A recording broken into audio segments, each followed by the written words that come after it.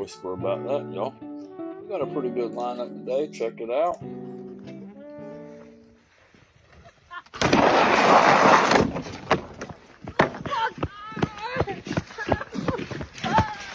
Yeah, you good? Boy, he's hurt.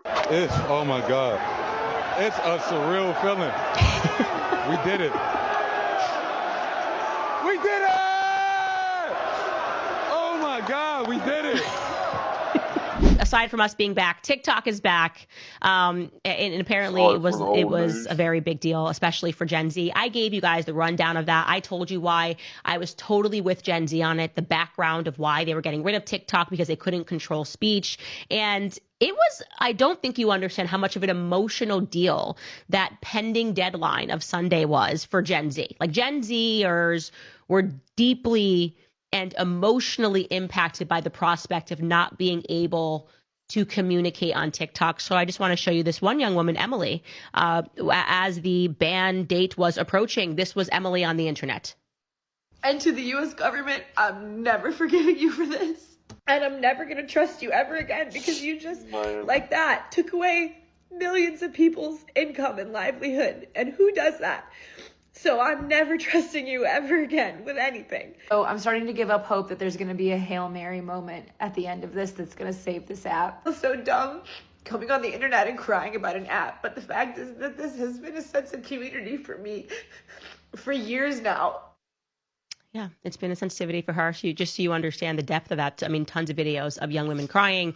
There's a massive TikTok celeb named James Charles. And he too was just didn't know what to do with this idea and this prospect of TikTok not being there for Gen Z. Take a listen. I gotta keep it real. I am crashing the out right now. I don't know what to do. Oh my God. I've already opened and closed the app probably 6 times already just to keep getting the same stupid warning message. Oh my God. Like, this just feel, this is so dystopian.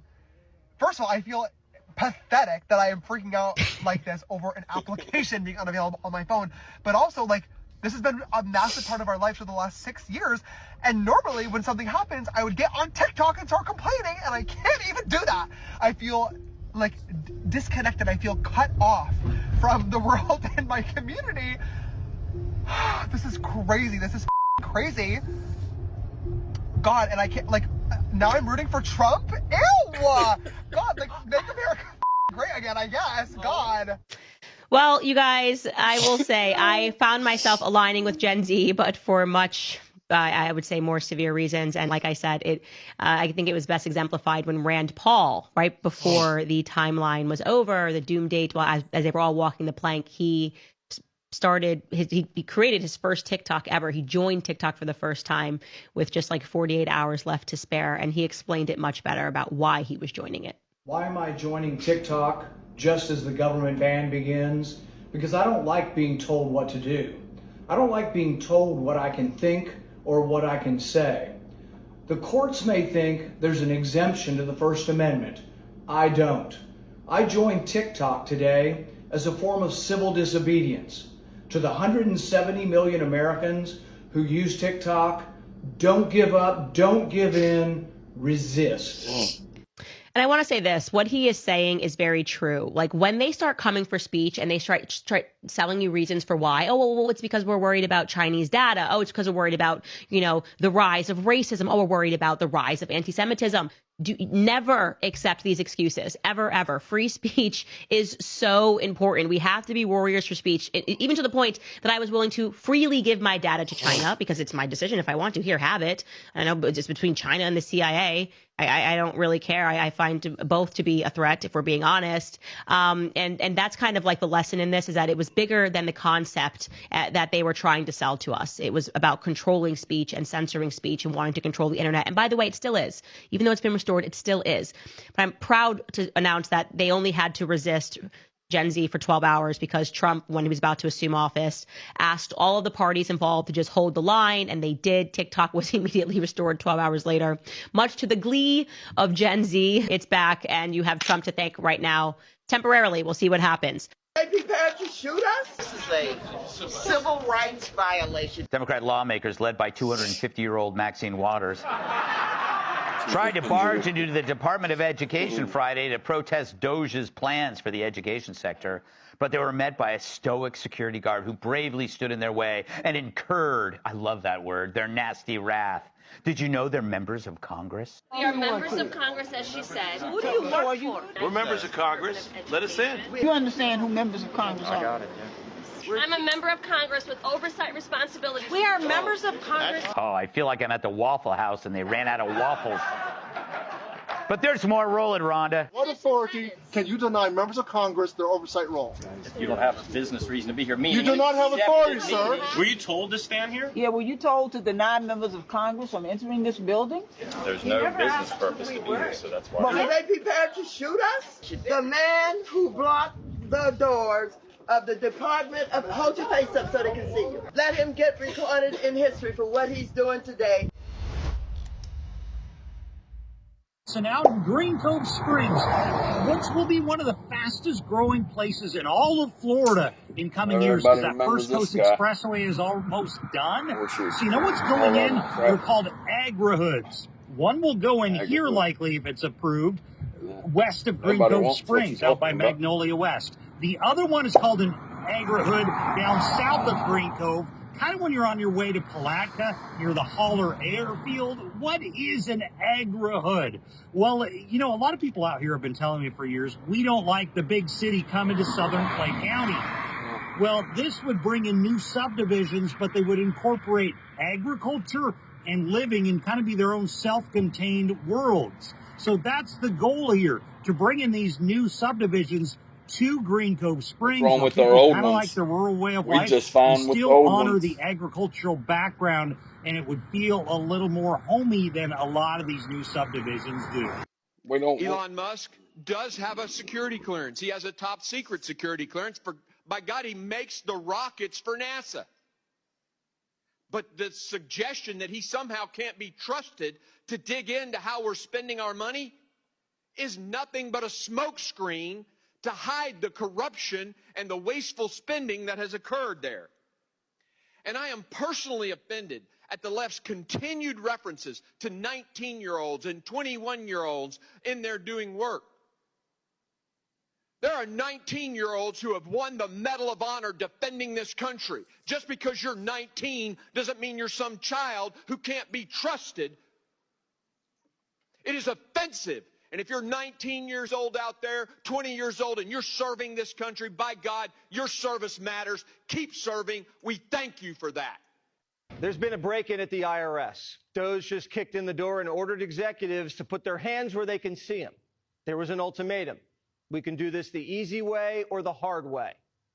Doge workers arrived today. Gavin Klager and others arrived today at the IRS. Do you expect to close the IRS, or what are you expecting? No, I don't expect it, but I think that the Internal Revenue Service will be looked at like everybody else. Just about everybody's going to be looked at. So it's they're doing a hell of a job. It's an amazing job they're doing. And you know that force is building these. I call it the force of super geniuses, but it's building. And you know, they go up and they talk to some of the people about certain deals, and the people get all tongue-tied. They can't talk because these people get it. They're very smart people. We need smart people. Big Balls is making bureaucrats tongue-tied. What's this contract for? Terminated. Next up is NASA. Elon's nerd army is reviewing their spending. I have a feeling we're going to find NASA isn't all about outer space. If agencies can't justify their headcount, Musk's planning on slashing every department by 30 to 40%. If Doge finds an unused federal building, they're going to sell it and put the profits in the piggy bank. Trump has his eyes on 14,000 vacant federal buildings. So if you want to live in an 80,000 square foot estate at the foot of the Potomac that's been collecting cobwebs for 6 decades, put in a bid. The government has more money than it knows what to do with. We just found out we're funding Palestinian hip-hop. I uncovered over $3 million to a rap artist in Gaza producing anti-Israel, anti-Semitic songs. Is that the best use of American taxpayer dollars? I would venture not. And here's who got the money. Mama Gaza's getting bombed, but nobody's saying it. I'm kinda getting scared now, but nobody's getting it. See, they terrorize my days, but say that I'm the terrorist. How can I be the terrorist? Do you know a terrorist? Cause all my life I've been terrorized, so I can't be the terrorist. Sometimes I wish I was aborted, ripped out of my mother's wombs. I know I'm sick in the morbid, but they cannibals, they animals, they grilling our organs. Auschwitz reincarnated, brought back to life by the victims that were burned by the Nazi life. We sent $3 million to Kanye West Bank, his organization. We're paying Palestinians to rap about the bombs we sold Bibi. American taxpayers are like bookies. We're on both sides of every deal. We spent $20 billion to freak out a bunch of pets. Injecting puppies with cocaine, staging hamster fight clubs, putting dead turtles on treadmills. Cats have marbles shoved up their rectums and are electroshocked to make them defecate in constipation experiments. Examine the effects of party drugs on animals injected with testosterone. This is crazy. Who are we buying the cocaine from? I can get a gram from Gutfeld and give it to Rookie. Why does that cost so much? I can find a dead turtle in a pond, throw it on a treadmill, hit start, watch it keel over. That's free. A hamster fight club? Did they hire Joe Rogan to announce the fight? $20 billion is what Trump asked Congress for to build the border wall. We did this instead. We're also learning through the New York Post, the Department of Health and Human Services wasted $22 billion buying migrants cars and homes and giving them seed money to start businesses. Now Jose has a Cadillac, a bungalow, a side hustle, and a credit score of 740. Did we buy cars and homes for folks in North Carolina after Helene? And Biden's EPA couldn't get the money out the door fast enough. An extremely disturbing video circulated 2 months ago featuring a Biden EPA political appointee talking about how they were tossing gold bars off the Titanic, rushing to get billions of your tax dollars out the door before Inauguration Day. The gold bars were tax dollars, and tossing them off the Titanic meant the Biden administration knew they were wasting it. Right before Christmas, Biden's EPA gave the Climate United Fund $7 billion. This climate fund looks like a slush fund to funnel cash to Joe's donors for pet projects.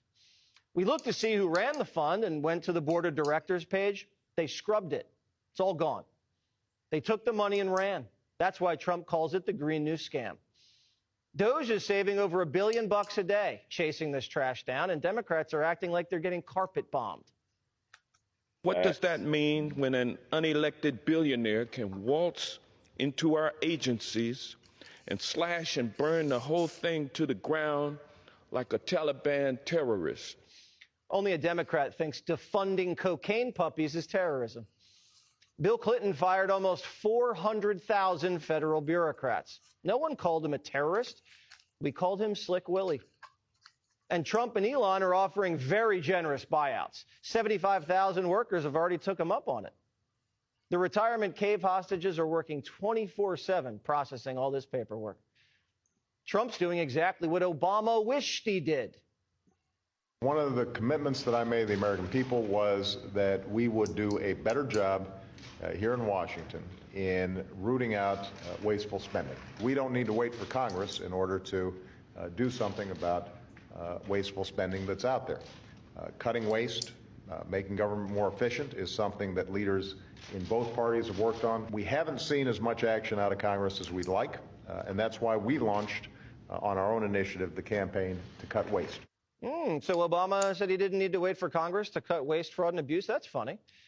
The New York Times has always covered government waste under Obama, Clinton, Bush, everybody.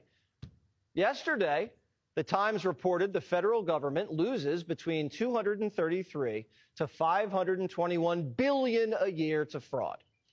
And in the same week, the Times writes this headline: Musk asserts without proof that bureaucracy is rife with fraud. Without proof, the Times just reported the proof. And it's based on the government's own accounting. This is why no one trusts the media. Finally, Trump hired a rocket scientist with an IT department to root out the fraud, and the Democrats are against it. Who the hell voted for Mr. Musk? Who the hell voted for, excuse the phrase, a guy who calls himself Big Balls? No one voted for Musk. So what? No one voted for Fauci either. You voted for the president, and he appoints people. And why are we even having this conversation? Trump ran on reform and won on it with Musk at his side. And Musk is doing everything under a national spotlight. He's not hiding in the shadows like Soros, Give him a financing open borders and crime waves. These people are never going to learn. After getting humiliated by the Russia hoax, Maddow's back to spreading conspiracies. Elon Musk has apparently somehow convinced the United States government, specifically the United States Department of State, that the taxpayers of the United States of America should spend $400 million buying, quote, armored Tesla production units. Isn't it great and definitely not at all illegal or profoundly corrupt? Definitely not ripping us all off to pay themselves, right? Donald Trump didn't give that contract to Elon Musk. Joe Biden gave it to him. Even liberals are calling Maddow out. The 400 million armored Tesla story is a fake scandal in a sea of real graft and horror. And there's a difference between Musk winning competitive bids to provide armored trucks to diplomats in dangerous countries and contracts going to Greek DEI consultants, Caribbean sex change surgeries, and, hamster cage fights.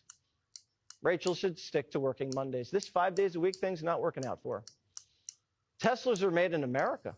The State Department asked for them, unlike trans musicals or Sesame Street in Iraq. No one asked for that. Most of the country wants that stuff cut, and Democrats should too. People want the government to work better. They believe that Mr. Musk, one of the most extraordinary entrepreneurs in human history, who does not fail at just about anything, they want him to do this, most Americans. They wanted Trump. They elected him. Democrats are only focused on one thing right now, Mr. Musk. The fact of the matter, he's quite popular. He has the largest platform in human history, which is, of course, Twitter/X. And I think we're missing the boat as Democrats, and Democrats are being steamrolled. This isn't just about money. It's about people behind the scenes abusing power they don't have to finance sick and twisted fantasies like migrant shopping sprees and sex changes and reverse racism and injecting narcotics into animals. Doge is a blessing from the heavens above.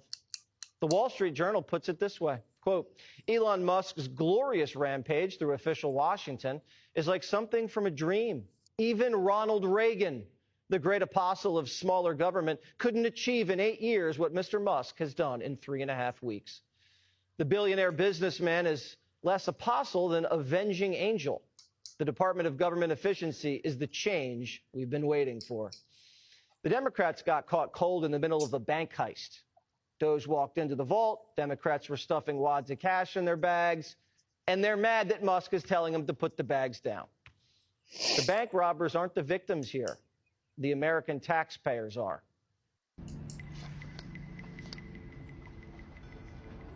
50 Cent? That motherfucker. See now, Dre and Snoop had argued about whether 50 was ready to join the ranks. They never doubted his loyalty, and they damn sure knew the brother was a bona fide hit maker. Let's get this work done. I got your back, Dr. Dre.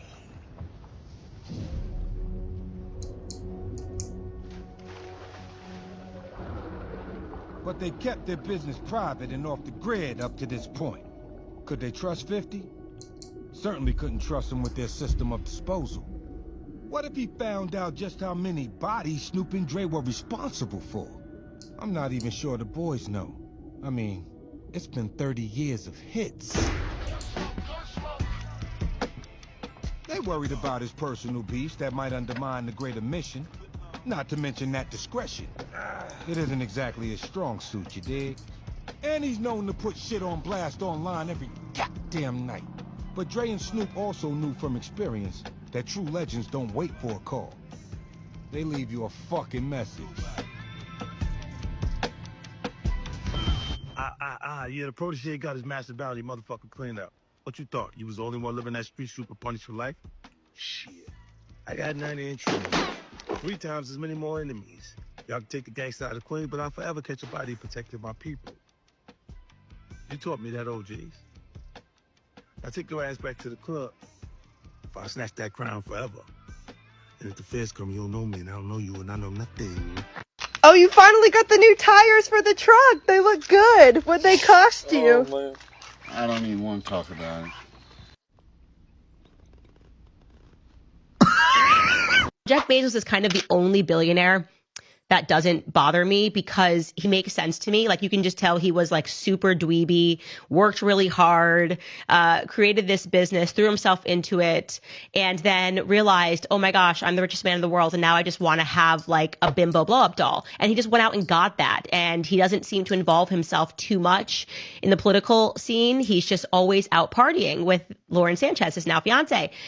I had no idea she wore this to the inauguration. I am like just stunned. She is quite literally wearing a bralette with her boobies are out. I mean, there's no other way to say it. She's your fiance. Who are you taking these puppies out for? Who let the dogs out?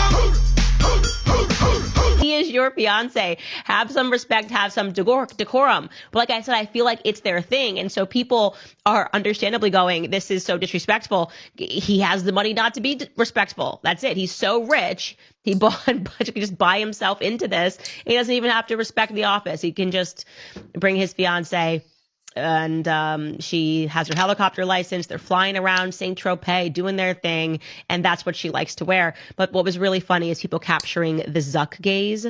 So some of us have wondered if he's a lizard. This might mean that he could be human part-time. He might be like a humanoid or something, because oh yeah, there it is. He just went ahead and decided to take a look, and he's wondering, can I afford this? Can I afford this more than Jeff Bezos can afford this? And I think your wife, when she catches this, is going to be deeply upset. Zuck, don't even think about it, okay?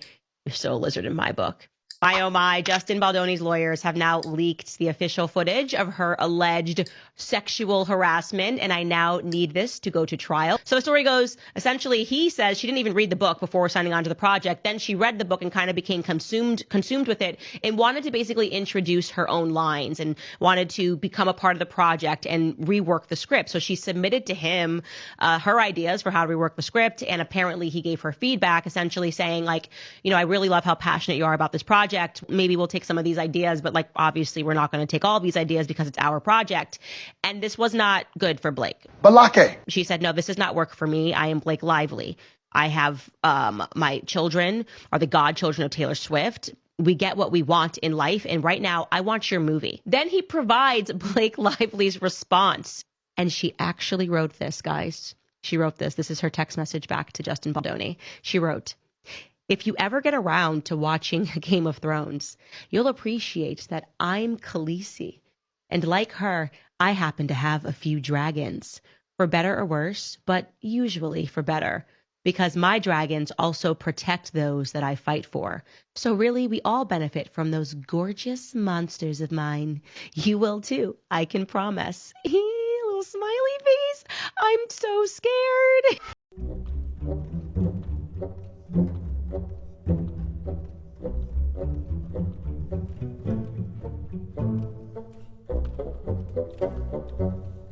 Why do celebrities not know they're insane? Like, do they know that human beings don't text like that? That's my question. Do they understand that at no point in my entire life am I texting that to anybody, especially when we're dealing with a work setting and somebody is the person who is running the movie? It's their project. I'm like, I've got little monsters, little dragons, and their names are Taylor Swift. I don't often use them, but if you give me what I want, yes, exactly what I want, they are not going to figuratively blow fire on your head. That's insane. And I loved the internet immediately recognizing how problematic this storyline was. TikTok is calling this, basically her text message, a self-fulfilling prophecy. Take a listen. Wait, I'm sorry. Blake Lively comparing herself to Khaleesi has to be one of the wildest cases of self-fulfilling prophecy I've seen to date. Like, everyone's making fun of her for saying that, but what's more Khaleesi than being a once beloved public figure who stood to win it all and lost it in a fiery rage? Like, no, like, it is giving twin. She's absolutely accurate. And just like in Game of Thrones, in the end, those dragons did not mean shit.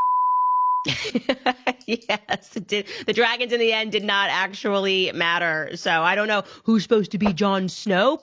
I have to assume it is her husband, Ryan Reynolds, but because he's loyal to Khaleesi, that's the whole thing. But now, because of this, Disney and Marvel are getting dragged into this drama. Okay, so Bob Iger of Disney and the Marvel CEO Kevin Feige have now received from Brian Friedman a preservation order. Okay, Baldoni's attorney believes that Blake Lively's husband was flagrantly mocking Baldoni in a sequence of the movie Marvel's Deadpool and Wolverine, which was released by Disney in July. Oh my goodness, wait till you see Ladypool. She is gorgeous.